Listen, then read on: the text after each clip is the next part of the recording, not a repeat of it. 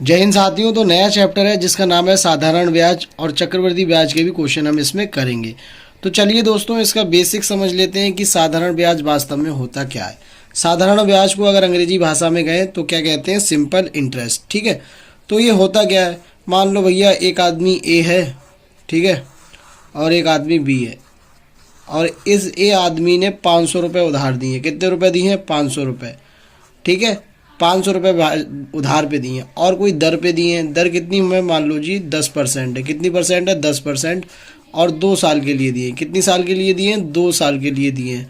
तो ये 2 साल के बाद जो एक्स्ट्रा रुपया देना पड़ेगा वो आपका कहलाएगा सिंपल इंटरेस्ट यानी कि ब्याज। क्या कहलाएगा, साधारण ब्याज आपका कहलाएगा। जो ऐसे एक्स्ट्रा रुपए देने पड़ेंगे वो कितने देने पड़ेंगे, तो उसके लिए एक फॉर्मूला होता है, पहले वो देखेंगे। पहले हम करके ही देख लेते हैं। बटे में 100, एक जीरो से एक जीरो, एक जीरो से एक जीरो, तो 10 दूनी 20 और 20 पंजे 100। तो 100 रुपये होंगे उसे एक्स्ट्रा देने पड़ेंगे। तो ये जो 100 रुपये एक्स्ट्रा आए हैं इसी को हम कहते हैं साधारण ब्याज, या अंग्रेजी भाषा में कह दें तो कहेंगे इसे सिंपल इंटरेस्ट। इसके लिए फॉर्मूला याद रख लेना, यही एकमात्र संजीवनी बूटी है। इसका फॉर्मूला होता है SI बराबर, यानी कि सिंपल इंटरेस्ट बराबर P into R into T upon में 100। अब इसे हिंदी भाषा में लिख दे तो साधारण ब्याज, साधारण ब्याज ये P होता है, इसे प्रिंसिपल कहते हैं। प्रिंसिपल बोले तो मूलधन। क्या होता है, मूलधन।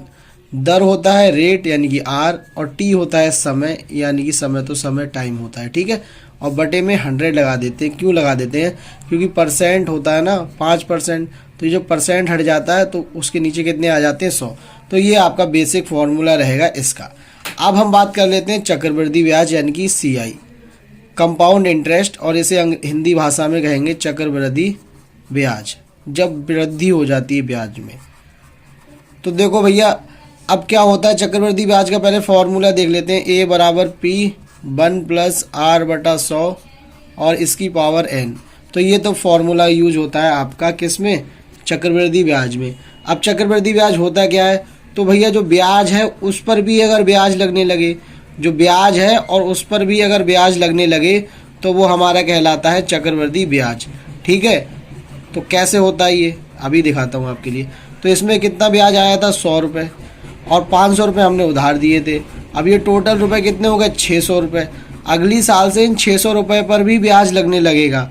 ठीक है, तो इस ब्याज को हम क्या कहते हैं, चक्रवृद्धि ब्याज। ठीक है, तो ये फॉर्मूला लगा के हम सवाल कर लेंगे। ठीक है, इसमें ये A होता है वो आपका चक्रवृद्धि मिश्र धन होता है।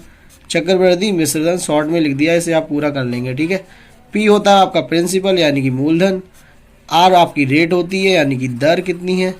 ठीक है, और N होता है वो टाइम होता है यानी कि समय होता है, और ये क्या होती है, दर। तो इन दोनों फॉर्मूलों का यूज़ करके हम जो है सारे के सारे सवाल करेंगे। ठीक है दोस्तों, तो अब चलिए क्वेश्चन देख लेते हैं कि 2000 रुपये का 5% वार्षिक सरल ब्याज की दर से 2 वर्ष का ब्याज ज्ञात करना है। ठीक है, तो हमारे पास फॉर्मूला क्या होता है, SI बराबर यानी कि साधारण ब्याज बराबर साधारण ब्याज ज्ञात करना है। तो फॉर्मूला हमारा क्या होता है, मूलधन गुणा दर गुणा समय बटे में 100। ठीक है, बटे में 100 पूरे के। अब इसे हम इंग्लिश में लिख देंगे और ज़्यादा टाइम नहीं बेकार करेंगे। 2000 रुपये तो मूलधन है हमारा, 5% की हमारी दर है, और 2 वर्ष के लिए निकालना है। बटे में कितना कर दो, 100।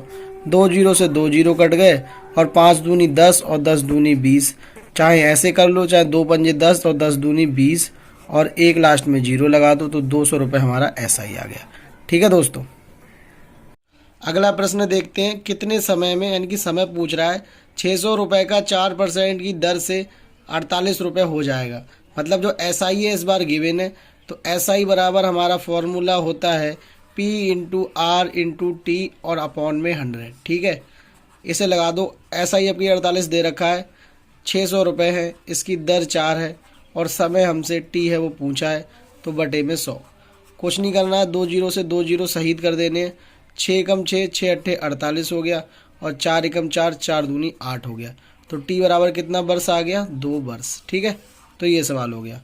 ठीक है दोस्तों, अगला प्रश्न देख लेते हैं। 625 रुपये का 18 जनवरी 2015 से 13 जून 2015 का 4% दर से ब्याज ज्ञात करना है। ठीक है, तो हमारे पास कौन कौन से महीने हैं? 18 की तो जनवरी है, 18 जनवरी है, ठीक है, और 13 जून तक का हमारे पास चाहिए।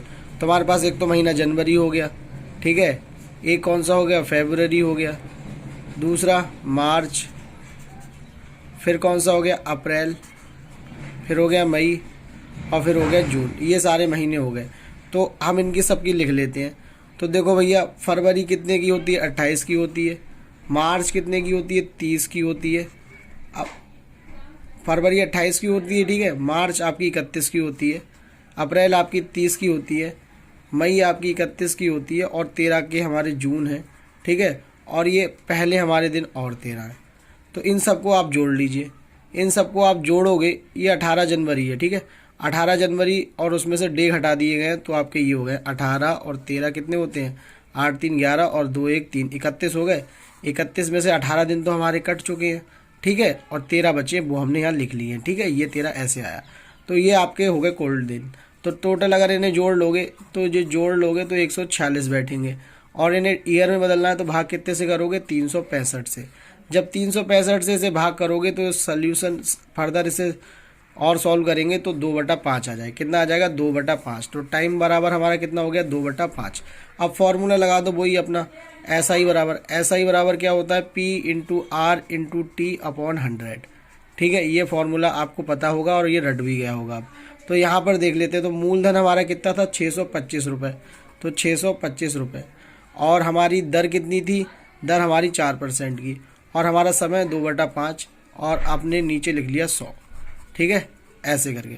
अब काट लो भैया, 4 एकम 4 और 25 चौक 100 होते हैं, आपको पता है। 5 एकम 5 काट लो, 5 एकम 5, 5 दूनी 10 और 5 25, 25 पंजे 125 और 5 दूनी 10।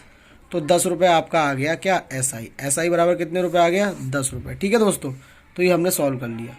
अगला क्वेश्चन देख लेते हैं। किसी राशि को निश्चित दर पर 4 वर्ष के लिए 2% की दर से उधार दिया गया है, तो ब्याज की राशि है वो 80 रुपये प्राप्त हुई है। तो हमें मूलधन ज्ञात करना है। क्या करना है? मूलधन। तो वही अपना पुराना फॉर्मूला, SI बराबर P into R into T और अपॉन में 100, ठीक है। तो अब की SI हमें 80 प्राप्त हुआ है, मूलधन हमें यानी कि P निकालना है, दर हमारी 2% की है, समय 4 वर्ष है, बटे में 100 लगा लीजिए। अब काट लीजिए, 4 दूनी 8, 4 दूनी 8 हो गए, और 8 हम 80 हो गए, ठीक है। तो 100 की यहाँ मल्टीप्लाई कर दोगे तो कितना रुपये आ जाएगा? तो आपका 1000 रुपये आ जाएगा। कितना रुपये आ जाएगा? 1000 रुपये। 100 10 गुणा 100 बराबर P, तो P बराबर 1000 रुपया, ठीक है। ये आपका आंसर हो गया। अगले सवाल पर देखते हैं कि यदि रामनगर की जनसंख्या 70 साल में दोगुनी हो जाती है, तो हमें जनसंख्या में वृद्धि बताने की, जनसंख्या में वास्तव में कितनी वृद्धि हो गई। तो देखिए दोस्तों, ऐसे कैसे करते हैं। तो भाई 70 साल पहले यानी कि वर्तमान में मान लो, वर्तमान में जनसंख्या मान लो कि x है, वर्तमान में इनकी जो पॉपुलेशन है यानी कि जनसंख्या है वो x है, ठीक है। और 70 साल बाद कितनी हो जाएगी? ये दोगुनी हो जाएगी, मतलब इसकी दोगुनी, दोगुनी मतलब 2 से गुणा, तो 2x हो जाएगी, ठीक है। तो इसमें वृद्धि कितनी की होगी? तो दूसरे में से पहले की घटा लो, तो 2x माइनस x, तो वृद्धि कितने की आ गई? x की आ गई, x की आ गई, नहीं आ गई। तो अब इसमें हमें परसेंटेज चेंज निकालना है कि कितने की वृद्धि वास्तव में हो गई। तो पहले कितनी थी? x थी, वृद्धि कितने की हुई? x की हुई, और परसेंटेज में गुणा करने के लिए 100 लगाते हैं, और वर्ष कितने थे? 70 थे। ऐसे करके ऐसे ऐसे काट लो, तो अगर x से x भी कट जाएगा तो आपका जो सही आंसर आएगा 1.4%, ठीक है दोस्तों। ये वाला प्रश्न देख लीजिए। किसी राशि का किसी चक्रवृद्धि ब्याज की दर से 1 वर्ष में मिश्रधन है वो 220 रुपये। तो मिश्रधन होता है वो ब्याज जोड़ के आता है, ब्याज में मूलधन जोड़ के क्या आता है? मिश्रधन आता है। तो मतलब यहाँ से हम एक बार क्लियर कर सकते हैं कि जो हमारा यानी कि मूलधन है वो कितना रुपए है? 200 रुपये। कितना रुपए? 200 रुपये। क्यों है 200 रुपये? क्योंकि जो मिश्रधन होता है वो आपका मूलधन प्लस ब्याज होता है, ठीक है। तो A बराबर जो होता है मिश्रधन वो आपका P प्लस SI होता है, P प्लस SI। तो इससे हम समझ गए कि 200 रुपये होगा और 20 रुपये एक्स्ट्रा होगा, तो मूलधन कितना हो गया? 200, ठीक है।